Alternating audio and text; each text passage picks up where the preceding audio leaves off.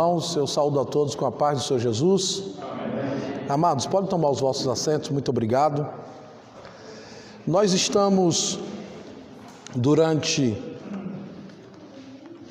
algumas terças-feiras, começamos na terça passada, uma série de exposições sobre os movimentos contraditórios, movimentos heréticos que ao longo da história têm surgido no seio da igreja desde os primeiros séculos. Uns são mais antigos e outros são mais modernos. E hoje nós estaremos falando sobre as distorções da confissão positiva, que é também conhecida como a teologia da prosperidade. E para tanto, eu quero convidar os amados irmãos, você que está aqui no templo e aqueles que nos acompanharão em casa, para abrirem o exemplar da Bíblia Sagrada na primeira epístola do apóstolo Paulo a Timóteo, primeira epístola do apóstolo Paulo a Timóteo, capítulo de número 6, versículo de número 3 até o versículo de número 10. Primeira epístola do apóstolo Paulo a Timóteo, capítulo 6, versículo de número 3 até o 10. Leiamos as Escrituras. Se alguém ensina alguma outra doutrina, e se não conforma com as sãs palavras de nosso Senhor Jesus Cristo, e com a doutrina que é segundo a piedade, é soberbo e nada sabe, mas delira acerca de questões e contendas de palavras, das quais nascem invejas, porfias, blasfêmias, ruins suspeitas, contendas de homens corruptos de entendimento e privados da verdade, cuidando que a piedade seja causa de ganho.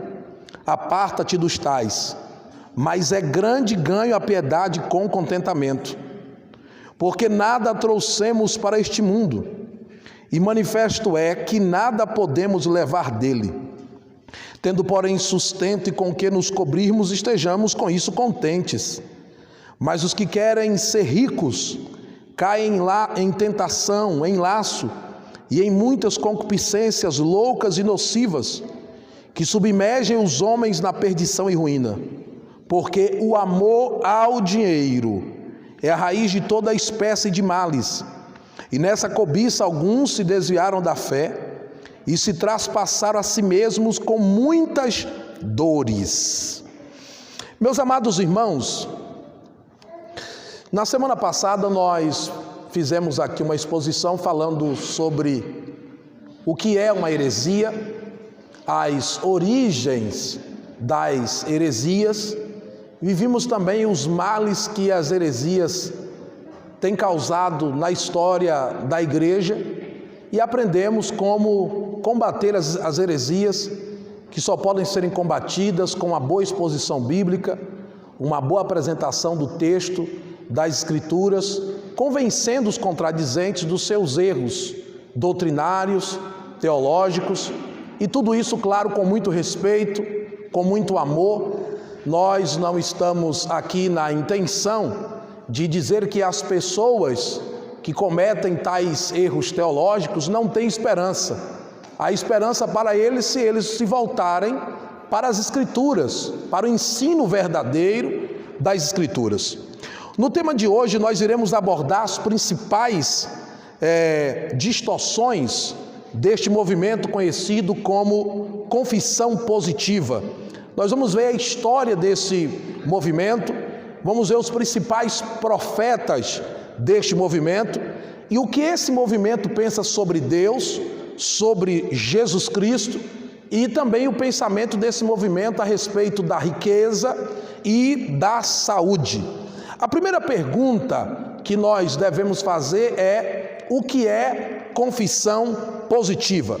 Confissão positiva é o nome de um movimento que tem permeado nas igrejas do Brasil, um pouco antes ali da década de 90, e também em várias igrejas do mundo, expondo uma teologia totalmente contrária à teologia do cristianismo.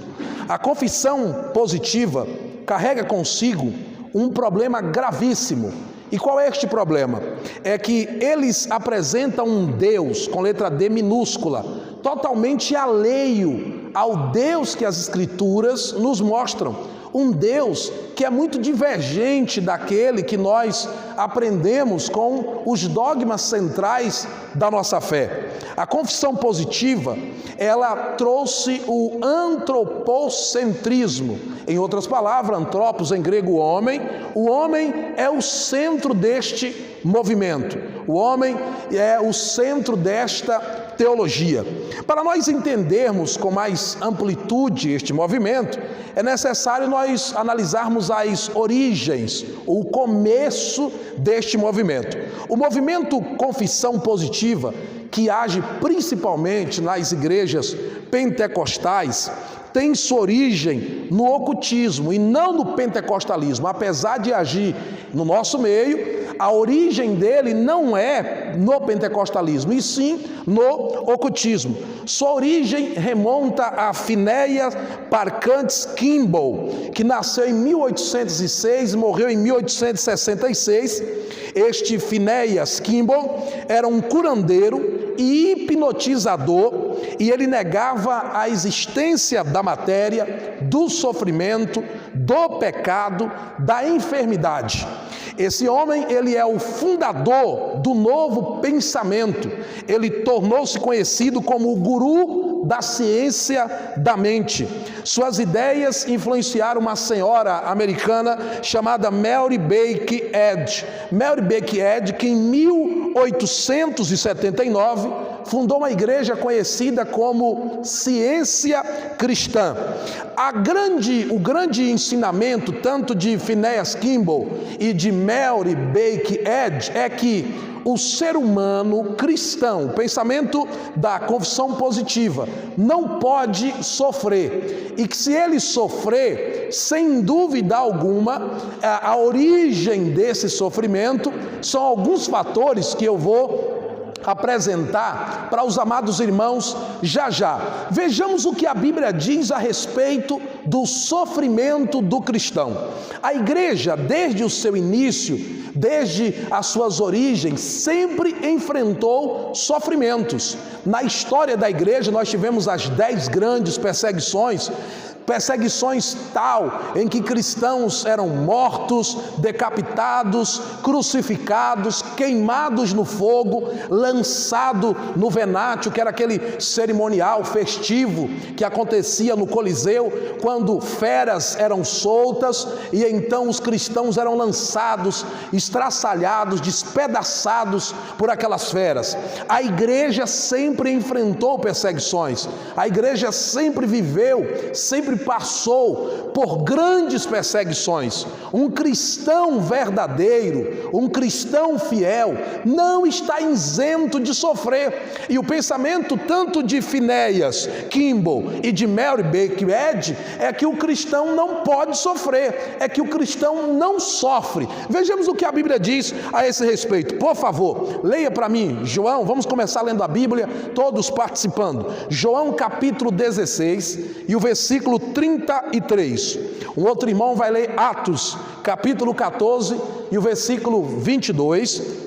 Outro irmão vai ler Romanos capítulo 5 e o versículo 3.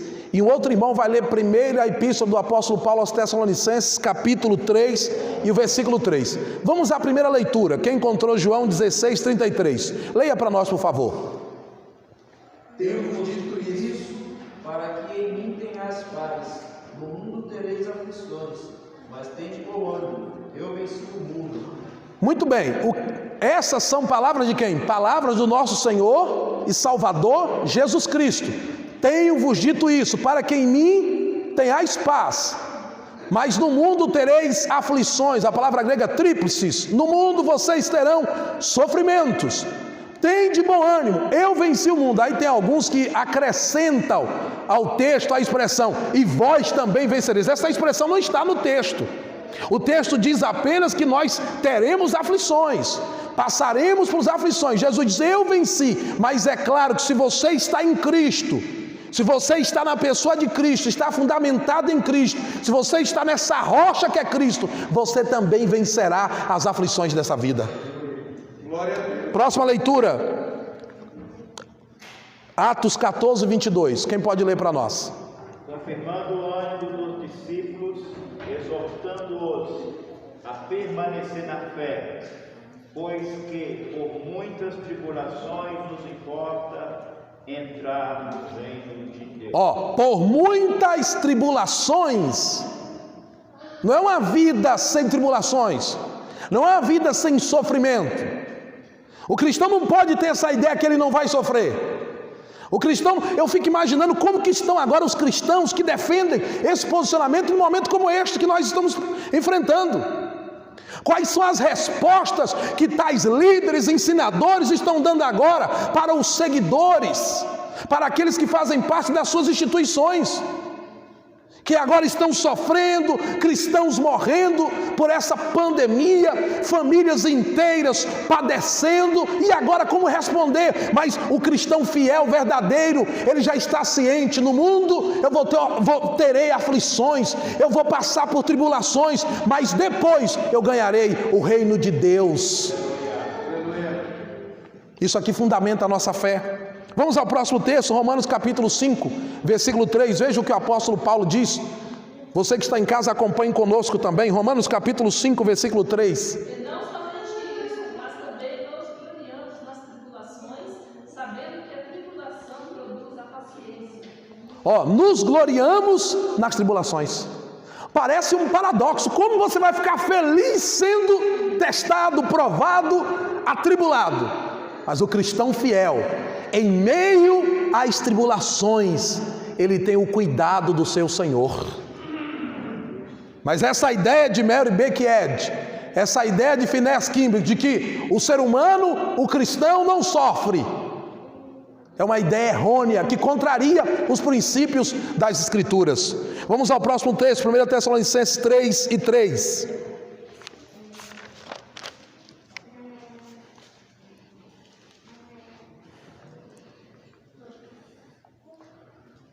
Primeira epístola do apóstolo Paulo aos Tessalonicenses, capítulo 3, versículo 3.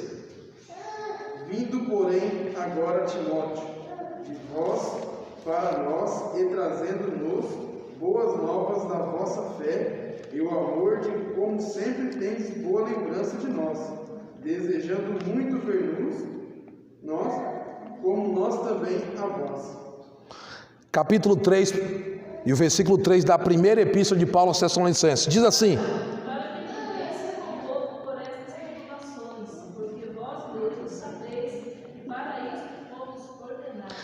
para que ninguém se comova por estas tribulações, porque vós mesmos sabeis que para isso vocês foram chamados. Chamados para quê? Passarem por tribulações. O cristão fiel, verdadeiro, será perseguido, sofrerá, padecerá tribulações.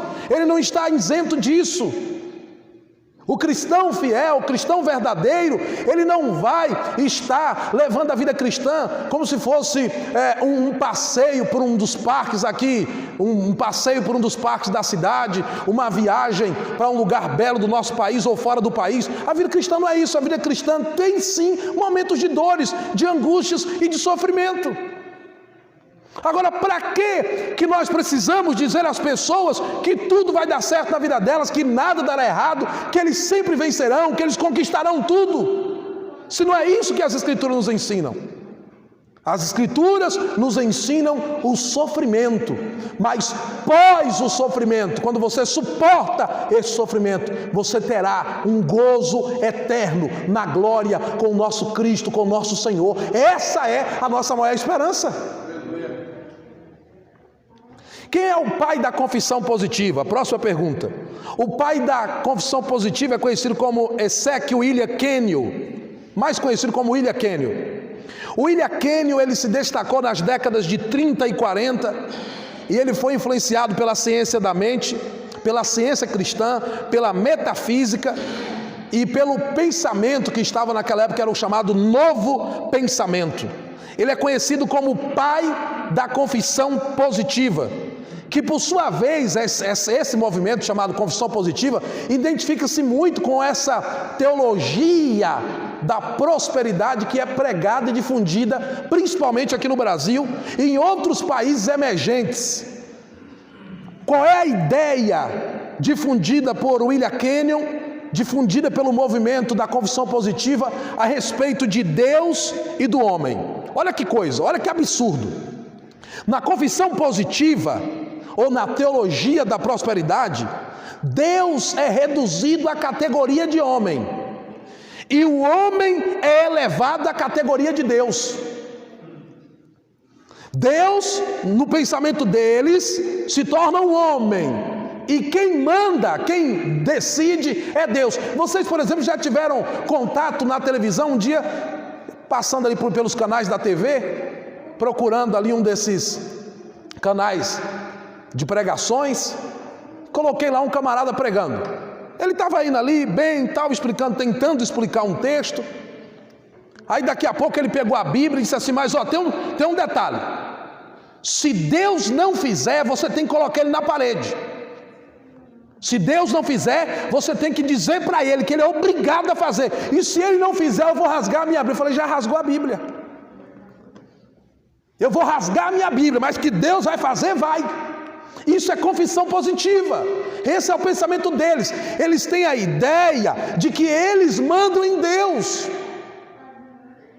O pensamento deles é que eles são superiores a Deus.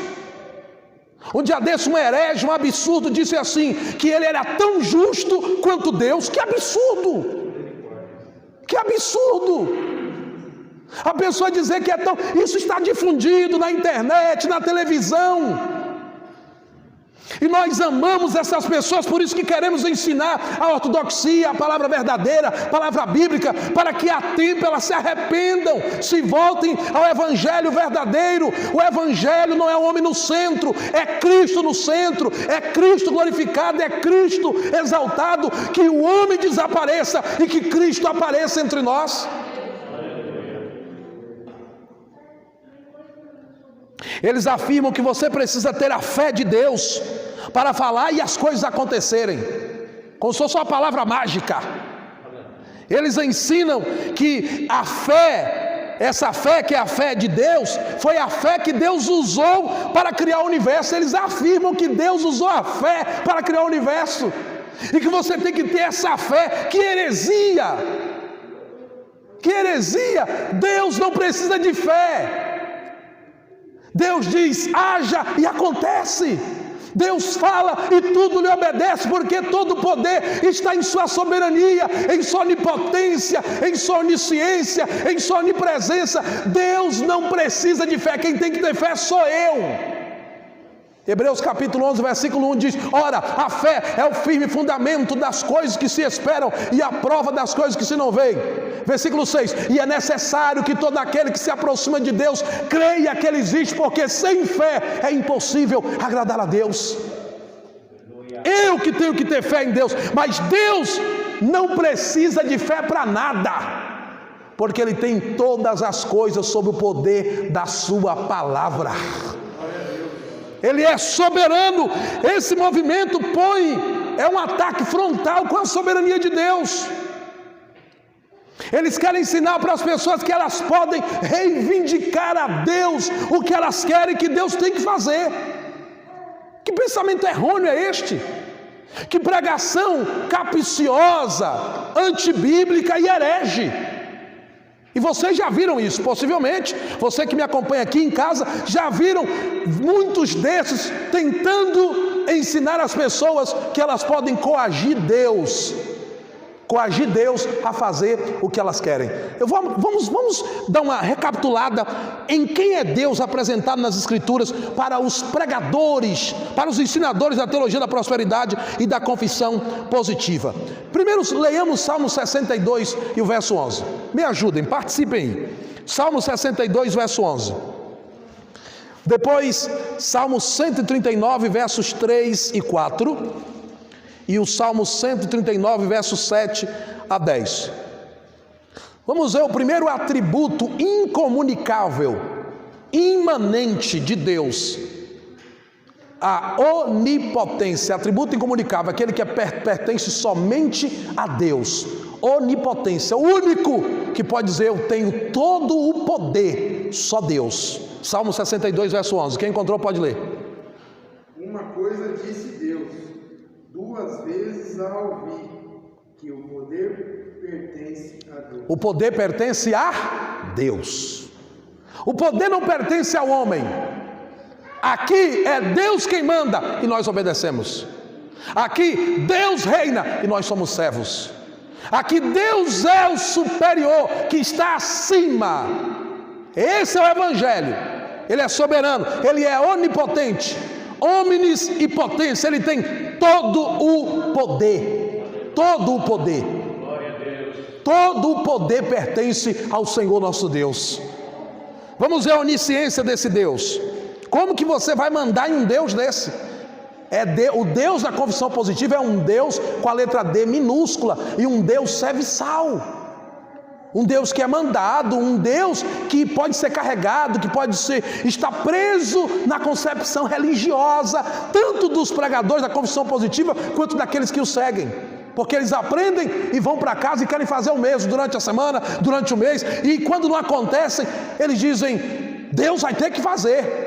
Canções, por exemplo, como diz, vai acontecer, tem que acontecer. Quem vai acontecer, tem que acontecer coisa nenhuma. Deus faz a hora que Ele quer, na hora que Ele quiser fazer. Quando Ele quer, Ele faz. Quando Ele não quiser, Ele não faz. Ele é soberano, Ele é Deus. Vejamos Salmo 139, versos 3 e 4. Pode ler, queridos.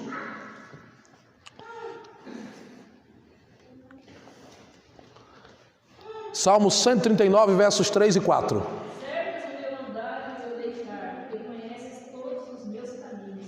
Sem que haja uma palavra na minha língua, eis que, ó Senhor, tudo conheces.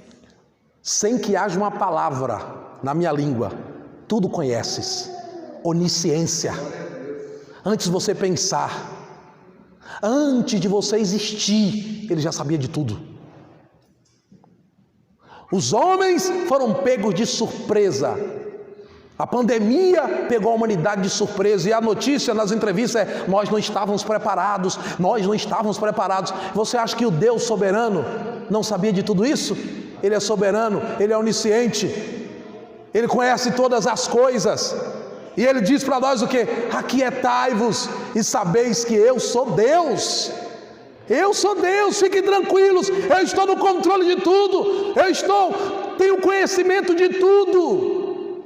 Essa é a fé que nós precisamos ter nesse Deus. Não é a fé só para possuir, só para obter, só para ter, mas é a fé que te faz compreender a sua onipotência, a sua onisciência, a sua soberania e o seu controle sobre a sua vida, que traz paz e alento para a sua alma.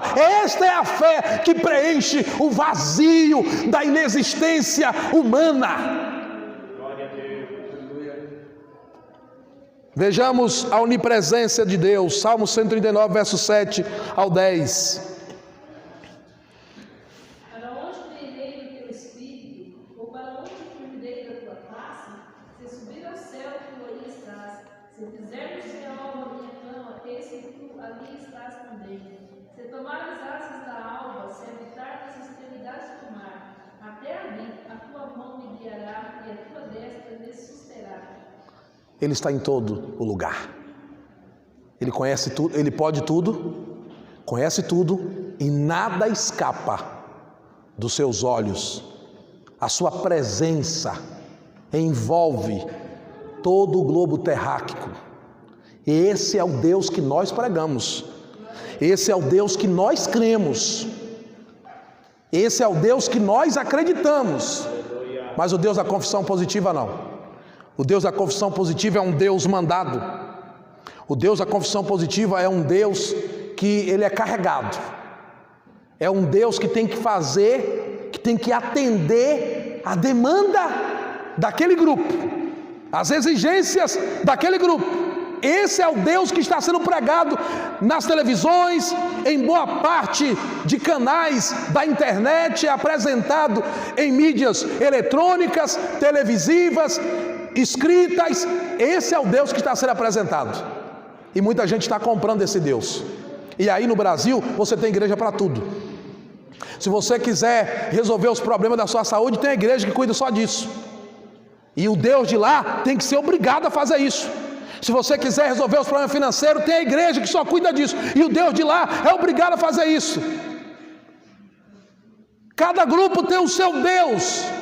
Cada grupo tem um Deus que vai fazer ou atender às suas necessidades. Mas a igreja bíblica, a igreja ortodoxa, ela não tem um Deus que atende exigências. Ela não tem um Deus que atende grupinhos. Ela tem um Deus que compreende o ser humano, que entende o sofrimento e a dor e ajuda o ser humano de acordo com a sua vontade, benevolência e graça. E tudo que temos, tudo que somos, não é porque nós exigimos que Ele faça, não é porque nós o colocamos na parede para Ele fazer. Tudo que temos e que somos por causa da sua graça. Pela graça de Deus é que nós estamos aqui de pés e vivos, por causa da graça que manifestou-se na cruz do Calvário. Esse é o Deus que nós acreditamos.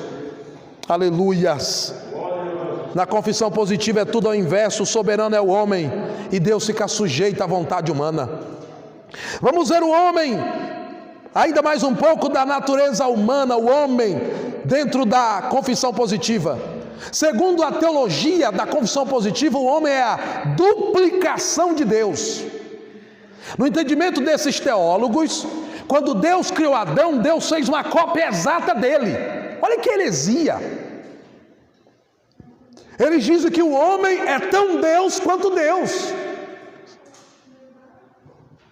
E isso sorrateiramente vai entrando em nossos templos. Entra pelas canções, mas exegeses, pregações que contrariam a ortodoxia. E nós vamos vendo esse movimento ganhando força. Quando dentro da confissão positiva, a natureza humana passa a ser divina. O homem é divinizado, o homem é deificado, o homem é uma divindade, o homem é um Deus. E não está assim em muitos lugares, e vai surgindo esses ensinos em nosso meio. Vocês já prestaram atenção nos nossos cultos, as nossas canções e as pregações? Quais são as pregações que todo mundo quer ouvir? Você que está por baixo, amanhã vai estar por cima. Você está sendo humilhado, pisado, amanhã quem vai humilhar é você. Amanhã quem humilha é você. Se você é isso, se você é aquilo. Pregações, cultos, mensagens, tudo voltado para o homem. O homem é o centro, o homem é quem tudo é dirimível para o homem. Mas uma igreja bíblica, uma igreja ortodoxa, uma igreja que prega as escrituras, ela traz Deus para o centro. O culto é para Deus, a glória é para Deus, a mensagem converge em Cristo. Eu fico abismado com certos oradores que pregam 1, 2, 3, 4 horas, nada converge para Cristo, nada aponta a Cristo, nada mostra o Calvário, nada mostra a cruz, nada mostra arrependimento, nada leva o homem, é só agradando. Você vai ficar bem, essas mensagens de autoajuda, você vai melhorar, ajuda emocional. Se você quiser ajuda emocional, procure um psicólogo, é aconselhável, pode procurar, se trate. Você terá ajuda emocional, um psicanalista. Agora o Evangelho é o Evangelho de Cristo, é a pregação de Cristo, é o ensino de Cristo, são as mensagens de Cristo, é Cristo no centro, é Cristo no meio, e Cristo estando no centro, Cristo estando no meio, a sua igreja triunfará sobre as heresias, sobre o sofrimento, porque Cristo é a nossa glória. Qual é a resposta bíblica dessa ideia errônea da confissão positiva. Qual é a refutação? O que a Bíblia diz a respeito dessa ideia de querer deificar o homem? Primeiro, o homem é o homem e Deus é Deus. Vejamos alguns textos a respeito disso. Vejamos alguns textos. O primeiro ser que teve a ideia de passar para o homem, vender este pensamento para o homem, de que ele era um Deus, e o homem abraçou isso, a raça humana abraçou isso, foi Satanás. Veja comigo Gênesis, primeiro livro da Torá, o Bereshit, Gênesis capítulo 3, versículos 4 e 5. Acompanhe comigo. Veja quem foi o primeiro a vender essa ideia de que o homem poderia ser Deus. Versículo 4: Então a serpente disse à mulher: certamente não morrereis, porque Deus sabe que no dia em que dele comerdes, se abrirão os vossos olhos, e sereis como Deus. Aí quando Eva ouviu isso, o quê? Seremos iguais a Deus? Seremos Deus? Eu quero.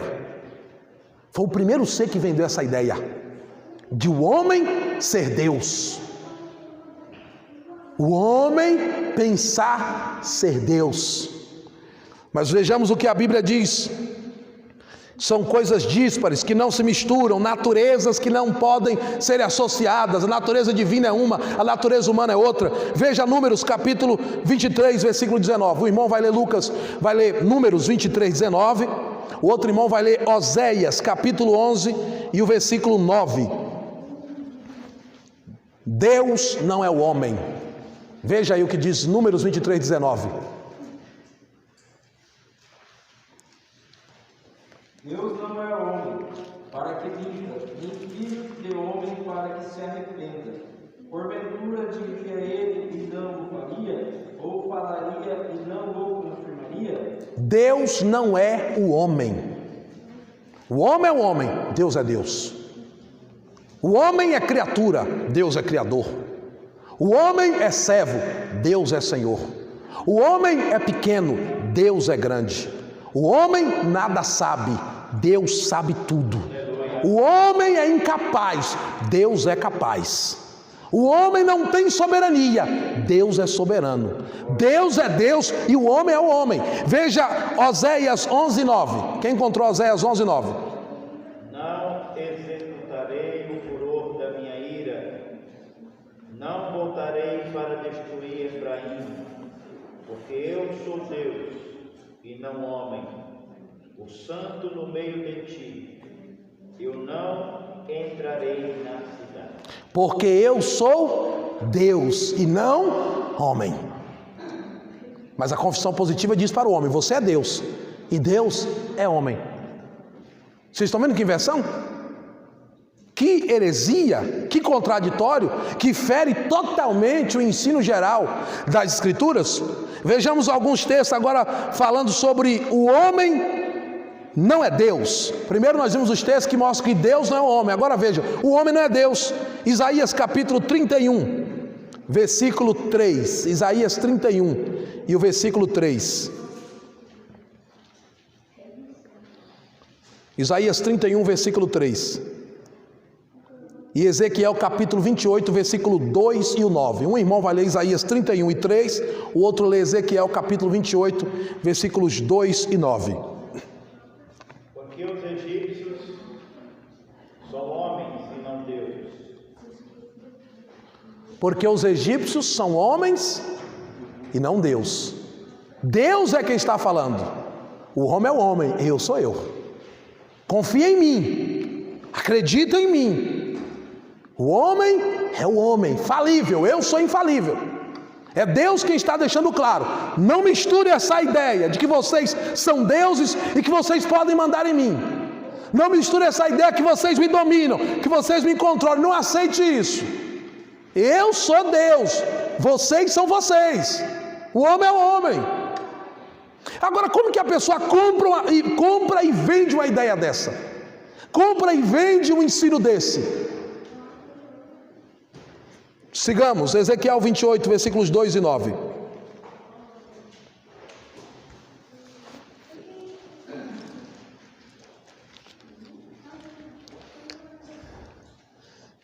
Ezequiel 28, versículos 2 e 9.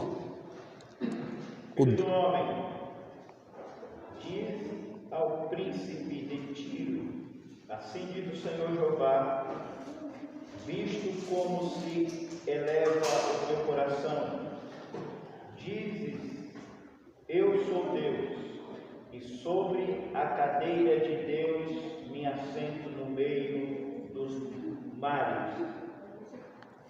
Sendo tu homem e não Deus. 9.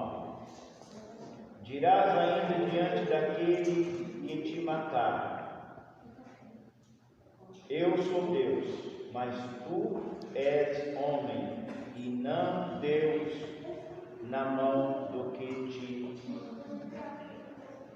traspassa. Eu sou Deus. Olha Deus deixando bem claro, eu sou Deus e você é homem. Ou seja, não dá para medir essa ideia de duplicação de Deus. Isso não existe. Isso não é bíblico. A Bíblia está deixando claro, Deus é Deus, o homem é o homem. Eles distorcem textos, fazem mais exegeses, mais aplicações, para tentar convencer as pessoas que as pessoas são deuses. E aí eles saem dessas reuniões, desses cultos e vão para casa e dizem, não, agora Deus vai ter que fazer. E pega a Bíblia, se levanta, bate na parede e fala, vai ter que fazer, o Senhor vai ter que fazer. E oram desse jeito. E oram assim. Aí eu fico imaginando Deus na sua soberania, contemplando isso. Como quem diz assim, meu filho, você é o barro e eu sou o oleiro. Como pode o barro dizer ao oleiro, faça isso ou faça aquilo? Como que pode o barro dar ordem para o oleiro? Quem faz sou eu. Ponha isso em sua mente. Ponha isso em seu pensamento como cristão bíblico. Sua vida está no controle da soberania divina. E a soberania divina, o Deus soberano, fará qualquer coisa por você, na sua hora, no seu tempo, no tempo dele, refiro-me, não ao seu tempo, não à sua hora, mas no tempo de Deus, no dia de Deus, no momento de Deus. Aí você não vai ficar frustrado. Há um outro perigo, quantas pessoas estão frustradas porque alguém se levantou dizendo em nome de Deus que tal coisa ia acontecer na sua vida e não aconteceu. E aí você diz, vou sair do evangelho, vou sair de igreja, vou mudar de cidade, porque Deus não fez, Deus mentiu. E quem te aprova, quem te atesta que foi Deus quem falou? Porque o Deus das Escrituras é um Deus que fala e cumpre. O Deus da Escritura é um Deus que os seus planos não podem serem impedidos. Jó 42:2, bem sei eu que tudo podes, e que nenhum dos teus pensamentos pode ser impedidos. Não adianta desespero, não adianta descontrolar-se, não adianta gritar, correr desesperado, é acalmar, tranquilizar e se agarrar nesse Deus soberano e confiar em sua soberania, porque Ele pode tudo e nós nada podemos, só Ele pode fazer alguma coisa por nós. Há uma frase de Michel Horton que eu gosto muito. Ele diz o seguinte, duas verdades fundamentais que todo homem precisa saber. Primeira, há um só Deus verdadeiro. Segunda, pode estar certo que você não é Ele.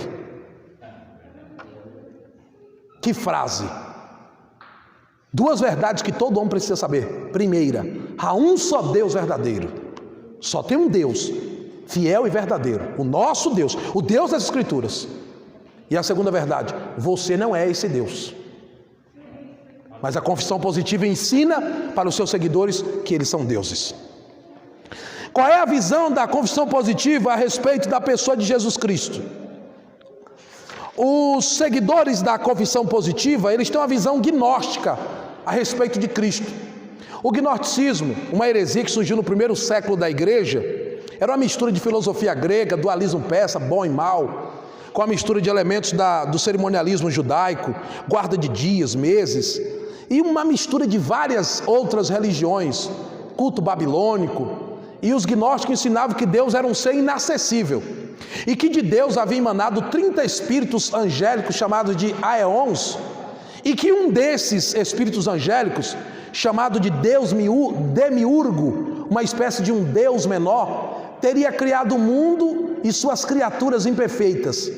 Então os gnósticos negavam a origem humana de Jesus. Eles diziam que Jesus não poderia vir em carne porque a matéria é má. Veja que esse pensamento da confissão positiva é um pensamento que está fundado nesse pensamento gnóstico. A palavra grega gnosis significa conhecimento, a ideia de um conhecimento superior. E quando Paulo está escrevendo esse texto, 1 Timóteo capítulo 6, ele está escrevendo exatamente para combater o gnosticismo. Essa heresia que estava em evidência lá, que já causava males à igreja, tal qual essa confissão positiva, teologia da prosperidade, tem causado ao evangelho do Brasil, ao evangelho aqui no Brasil. Qual é a ideia deles? O Jesus da confissão positiva morreu 2 vezes. Segundo os teólogos da confissão positiva, Jesus morreu 2 vezes. Ele teve uma morte física e teve uma morte espiritual. Olha aqui como contradiz as escrituras. E eles falam que na morte física Jesus não nos salvou e que foi necessário ele ir ao inferno.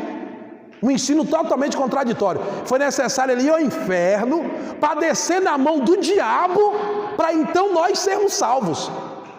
Isso é contrariar as escrituras. Dizer que na morte de Cristo nós não fomos salvos. Dizer que a morte de Cristo física nada valeu. E inventar essa tal de morte espiritual. Que absurdo, gente. Isso é falta de muito conhecimento bíblico. Veja o que diz esse Jesus da confissão positiva. É o Jesus de 1 Coríntios capítulo 11, versículo 4. Quer ver o que Paulo diz? 1 Coríntios capítulo 11, versículo 4. Quem encontrar pode ler, por favor. Esse Jesus que eles pregam é esse Jesus aí, ó. 1 Coríntios capítulo 11, versículo 4.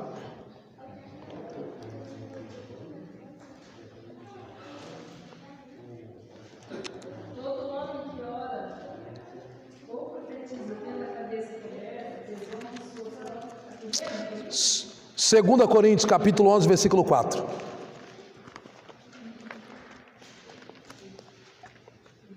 Porque se alguém for pregar-vos outro Jesus, que nós não temos pregado, ou se recebeis outro Espírito que não recebestes, ou outro Evangelho que não abraçaste, por razão, vos sofrereis. Outro Jesus. O Jesus da confissão positiva não é o nosso Jesus, é o outro Jesus. É um Jesus que eles inventaram. Onde que eles inventaram esse negócio de 2 mortes? Sendo que João capítulo 1, versículo 14 dizia: o verbo se fez carne. Ele encarnou-se. Ele sofreu na carne por nós, e foi com este sofrimento que nós alcançamos a salvação da nossa alma. Dizer que Jesus tornou-se um homem para morrer espiritualmente é um absurdo, é negar o ensino das escrituras, é negar, por exemplo, Romanos capítulo 8, versículo 3, Romanos 8 e 3. Outro irmão leia a primeira epístola do apóstolo Pedro, capítulo 2, versículo 24, e outro na primeira epístola do apóstolo Pedro, capítulo 4, versículo 1. Leiam para mim, por gentileza. Veja como eles ferem brutalmente as escrituras.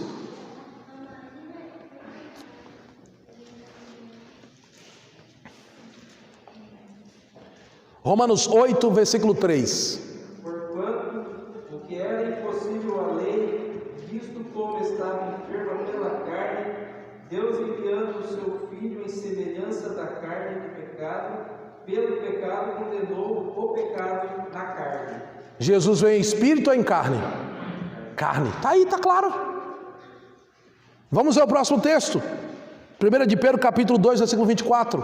Levando ele mesmo em seu corpo os nossos pecados sobre o madeiro, para que, mortos para os pecados, pudéssemos viver para a justiça, e pelas suas feridas foste sarado. Levando ele mesmo no seu espírito, no seu corpo, ele sofreu por nós.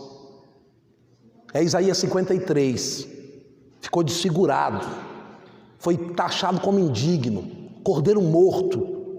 Mas o próprio texto de Isaías, que Pedro repete aí, pelas pisaduras, pelos sofrimentos que ele passou, nós fomos sarados.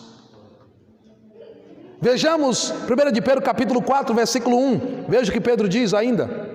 Ora, pois, já que Cristo padeceu por nós na carne, amai-vos também vós com este pensamento, que aquele que padeceu na carne já cessou do pecado. Padeceu na carne, padeceu por nós, sofreu por nós.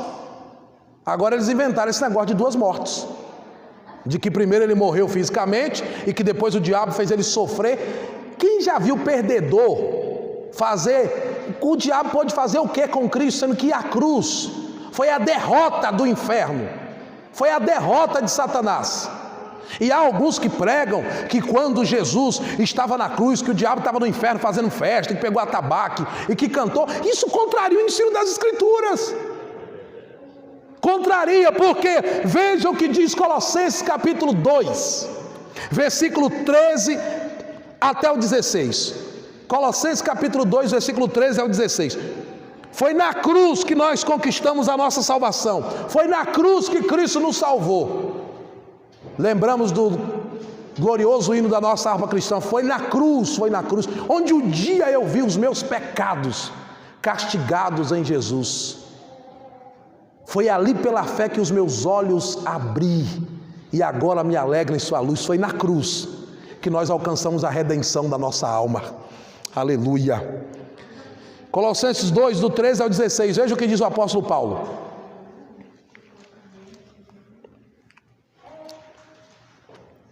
Capítulo 2, versículo 13 ao 16. Quem encontrou pode ler.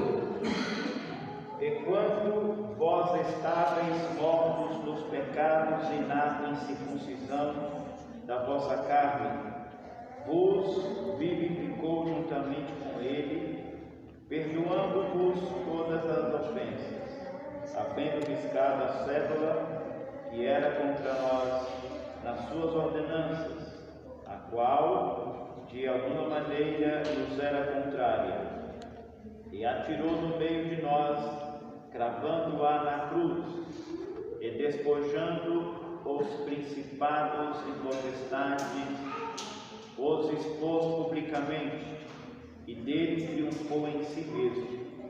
Portanto, ninguém vos julgue pelo comer, ou pelo beber, ou por causa dos dias de festas, ou de lua nova, ou do sábado. Olha o que Paulo está dizendo. Primeiro na cruz, Jesus disse: está consumado. Pagou nossa dívida. Primeira coisa que ele fez por nós. Pagou a dívida que tínhamos com Deus na cruz.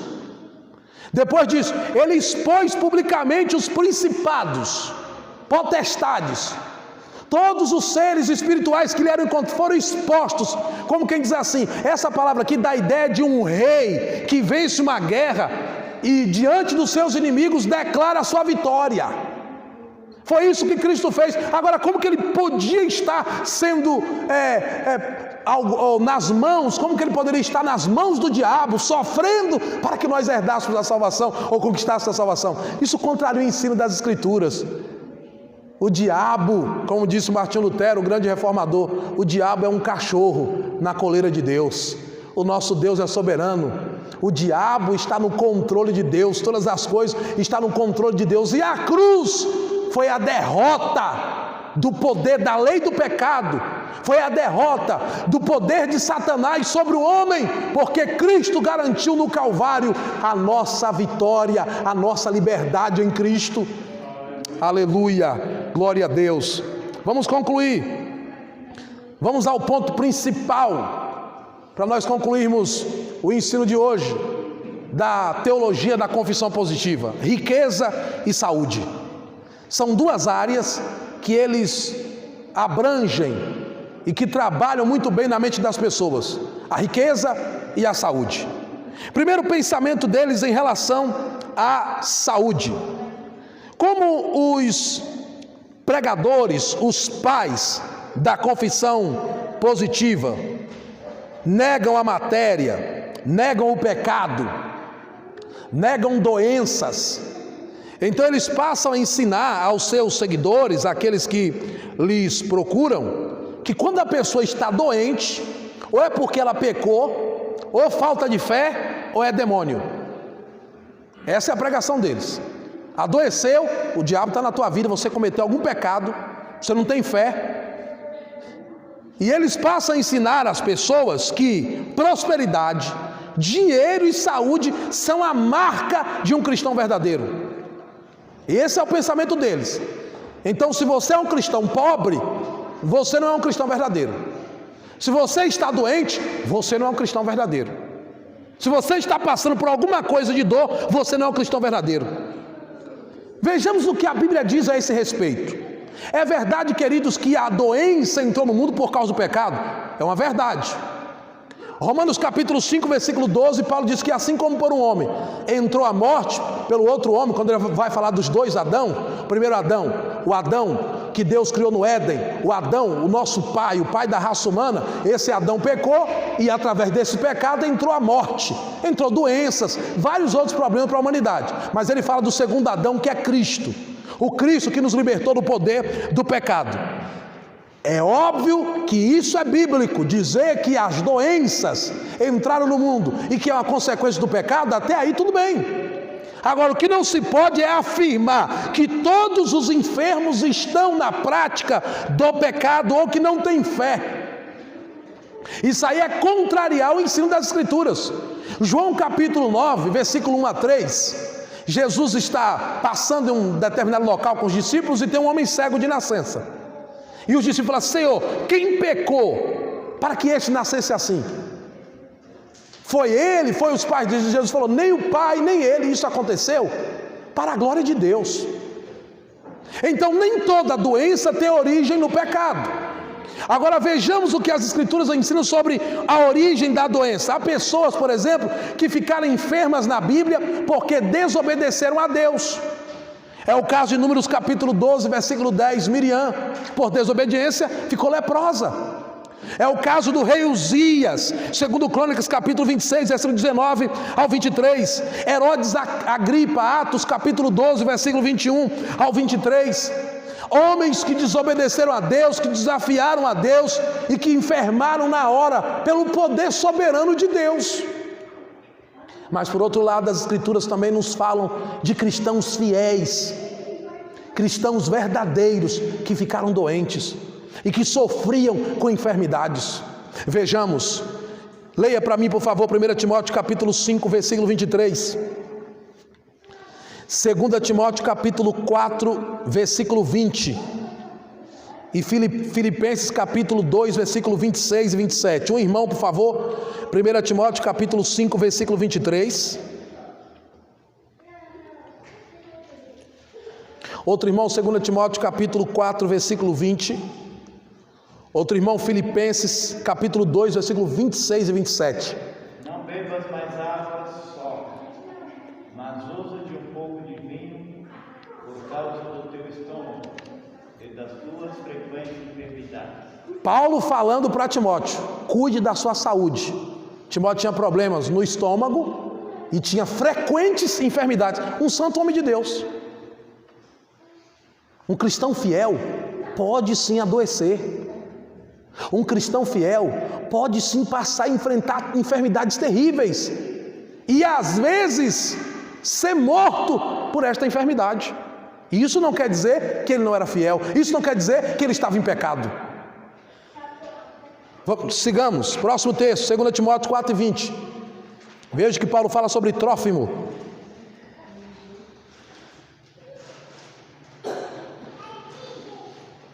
Erasto ficou em Corinto e deixou Trófimo doente em Mileto. Está vendo? Os companheiros de Paulo, Paulo disse: eu não pude trazer Trófimo porque deixei ele doente lá em Mileto. Cristão fiel adoece. Veja Filipenses 2, 26, 27, quando ele vai falar sobre Epafrodito.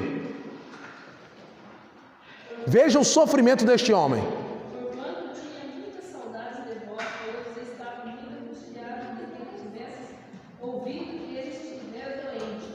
E de fato esteve doente, até quase a morte. Mas Deus se apiedou dele, e não somente dele, mas também de mim, para que eu não tivesse tristeza sobre tristeza.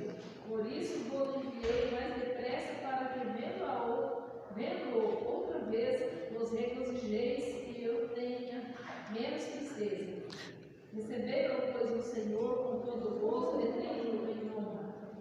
ficou doente, e não só doente, chegou à beira da morte. Entenda isso, querido. Cristão fica doente.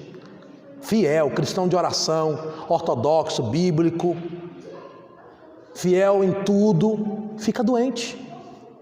Pode ter câncer, problemas renais, pode sofrer das mais variadas enfermidades. O fato de você ser um cristão fiel, você não vai ficar isento disso. Agora vejamos, para nós concluirmos o que eles dizem a respeito da riqueza e da pobreza. Os pregadores da confissão positiva condenam a pobreza. Pobre é maldição. Ser pobre é maldição. Se você é um cristão pobre, você é um maldito, Deus não está com você, você está na pior. Veja o que a Bíblia diz. A Bíblia ensina que nem a pobreza e nem a riqueza são virtudes. Primeira coisa, primeira sentença.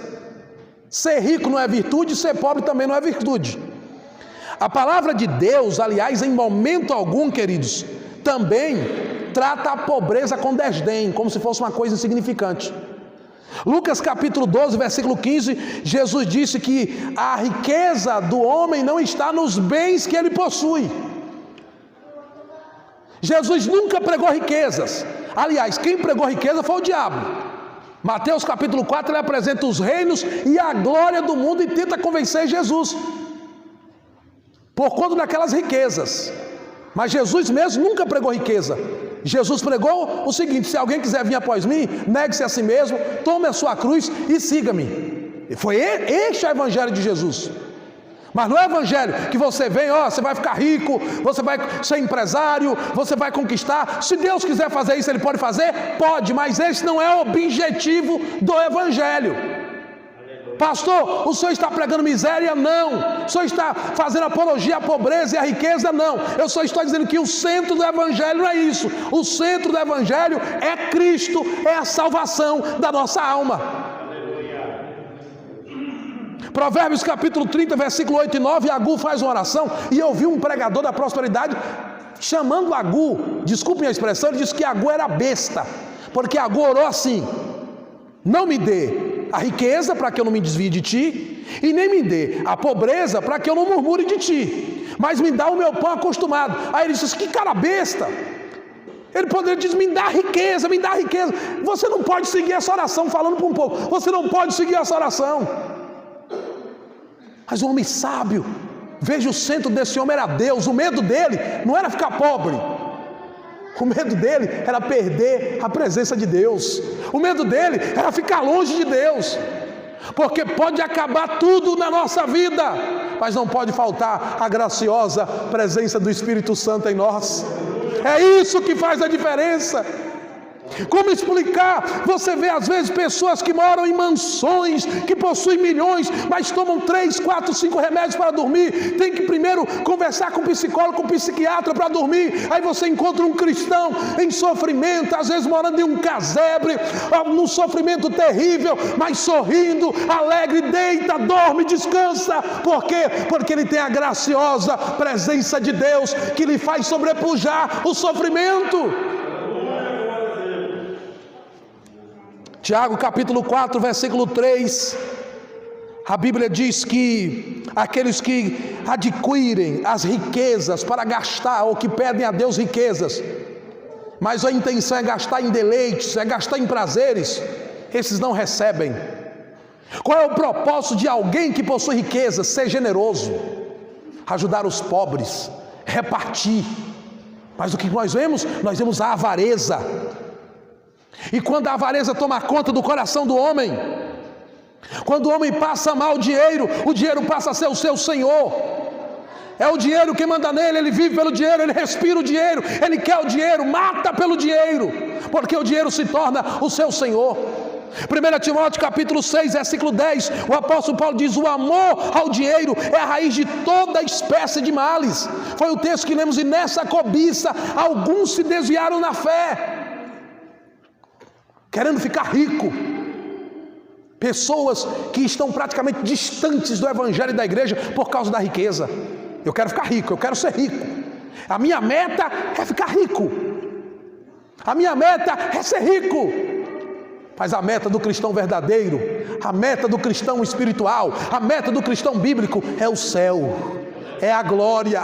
Essa é a sua maior riqueza, porque Paulo diz nesse mesmo texto, 1 Timóteo 6:7, nada trouxemos para esse mundo, e manifesto é que também dele nada levaremos. A nossa riqueza não está aqui, a nossa riqueza está na glória, onde Cristo nos coroará.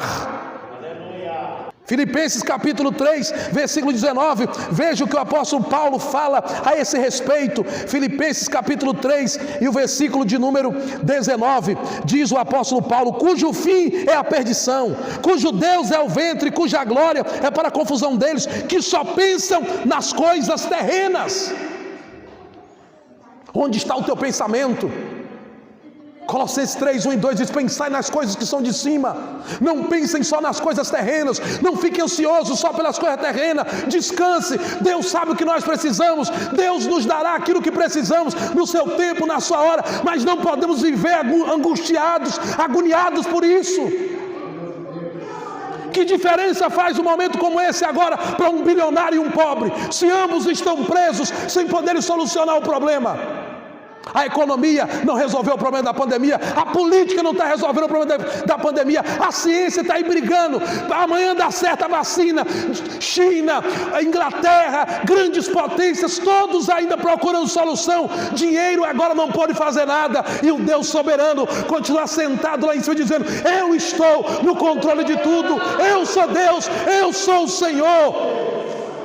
Aleluias, glória a Deus. Isaías 42:8, ele diz: eu sou o Senhor, este é o meu nome e a minha glória, pois a outrem não darei. Deus não divide sua glória com o homem, Deus não reparte a sua glória com o homem, Ele é Deus, o homem é o homem. Fora a confissão positiva, teologia da prosperidade. Se Deus te der, glória a Deus; se Ele não te der, glória a Deus; se Ele fizer, glória a Deus; se não fizer, glória a Deus. Ele é Deus e deve ser para todos sempre adorado, exaltado e glorificado. Esse é o Deus que nós cremos, esse é o Deus que nós pregamos, esse é o Deus que nós confiamos, é o Deus soberano que está no controle de todas as coisas. Põe sobre os seus pés, por favor. Vamos orar ao nosso Deus. Aleluia. Como é bom adorar esse Deus soberano. Glória a esse Deus poderoso, glória a esse Deus grande. Oramos ao Senhor. Querido Deus, muito obrigado, Jesus, por esta noite. Que as sãs palavras do Teu Evangelho preencham o nosso coração, e que de maneira alguma venhamos ser enganados ou tentados por essas vãs sutilezas, filosofias, heresias, que tentam a todo custo roubar a verdade dos nossos corações. Meu Deus, cuida da Tua igreja, cuida do Teu povo. Tu és o Deus único, o Deus verdadeiro, o Deus grandioso, e nós confiamos em Ti. Nós cremos na Tua soberania, nós cremos na Tua onipotência, onisciência, onipresença. Nós cremos que Tu és Deus, e nós estamos aguardando em Ti, crendo que a nossa vitória só pode vir de Ti, só provém de Ti e de mais ninguém. Pai, guarda os Teus filhos com esse pensamento, com essa consciência. Guarde os Teus filhos na Tua palavra, para que nenhum vento os carregue. É a minha oração no Teu precioso nome. Amém e graças a Deus.